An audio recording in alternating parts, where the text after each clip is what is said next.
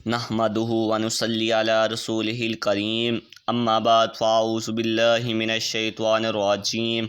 بسم الله الرحمن الرحيم قال الله تعالى في القرآن المجيد في القرآن الحميد يا أيها الذين آمنوا إذا قمتم إلى الصلاة فاغسلوا وجوهكم وأيديكم إلى المرافق وامسحوا برؤوسكم وأرجلكم إلى الكعبين۔ اے ایمان والو، جب تم نماز پڑھنے کا ارادہ کرو اور وضو نہ ہو تو اپنے منہ اور کونوں تک ہاتھوں کو دھو اور سروں کا مسح کرو، ٹخنوں تک پاؤں دھو۔ حضرت ابو ہریرہ رضی اللہ تعالی عنہ سے روایت ہے کہ نبی پاک صلی اللہ تعالی علیہ وآلہ وسلم ارشاد فرماتے ہیں، قیامت کے دن میری امت اس حالت میں بلائی جائے گی کہ منہ اور ہاتھ پاؤں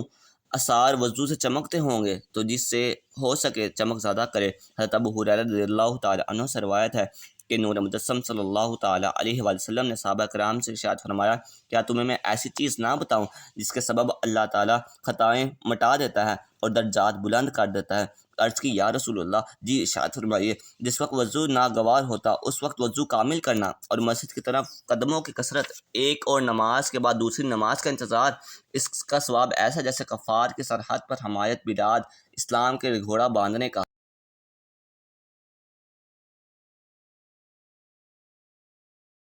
حضرت امیر المؤمنین فاروق اعظم عمر بن خطاب رضی اللہ تعالی عنہ روایت کرتے ہیں کہ نبی پاک صلی اللہ تعالی علیہ وآلہ وسلم نے ارشاد فرمایا، تم میں سے جو کوئی وضو کرے اور کامل وضو کرے پھر پڑھے اشہد ان لا الہ الا اللہ وحدہ لا شریک لہ واشہد ان محمدا عبدہ ورسولہ، اس کے لیے جنت کے 8 دروازے کھول دیے جاتے ہیں، جس دروازے سے چاہے داخل ہو۔ حضرت عبداللہ بن عمر رضی اللہ تعالی عنہ سے روایت ہے کہ نبی پاک صلی اللہ تعالی علیہ وآلہ وسلم نے ارشاد فرمایا، جو شخص وضو پر وضو کرے اس کے لیے 10 نیکیاں لکھ دی جاتی ہیں۔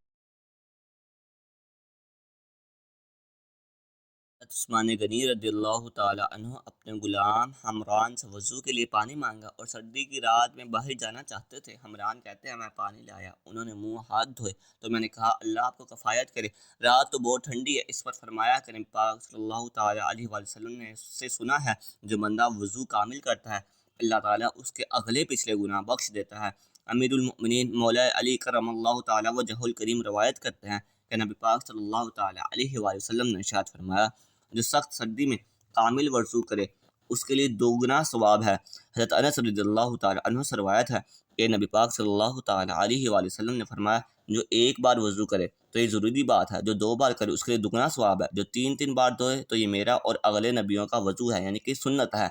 نبی پاک صلی اللہ تعالی وسلم فرماتے ہیں کہ جو مسلمان وضو کرے اور اچھا وضو کرے پھر کھڑا ہوا اور باطن و ظاہر سے متوجہ ہو کر 2 رکعت نماز پڑھے اس کے لیے جنت واجب ہوتی ہے۔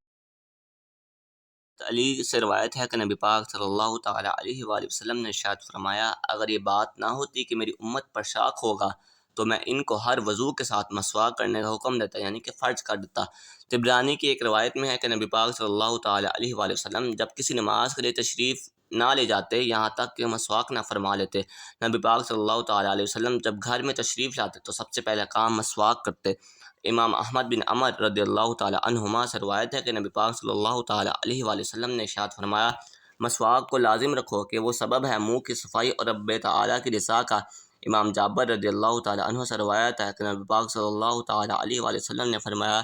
2 رکعتیں جو مسواک کر کے پڑھی جائیں افضل ہے کہ بے مسواک کی 70 رکعتوں سے۔ ایک اور روایت میں جو نماز مسواک کر کے پڑھی جائے وہ اس نماز سے بے مسواک کیے پڑھی گئی 70 حصے افضل ہے۔ حضرت علی سے روایت ہے کہ نبی پاک صلی اللہ تعالی علیہ وآلہ وسلم نے ارشاد فرمایا، جب بندہ مسواک کر لیتا ہے پھر نماز کو کھڑا ہوتا ہے تو فرشتہ اس کے پیچھے کھڑا ہو کر قرات سنتا ہے، پھر اس سے قریب ہوتا ہے یہاں تک کہ اپنا منہ اس کے منہ پر رکھ دیتا ہے۔ مشائخ کرام فرماتے ہیں کہ جو شخص مسواک کا عادی ہو مرتے وقت اسے کلمہ نصیب ہوتا ہے۔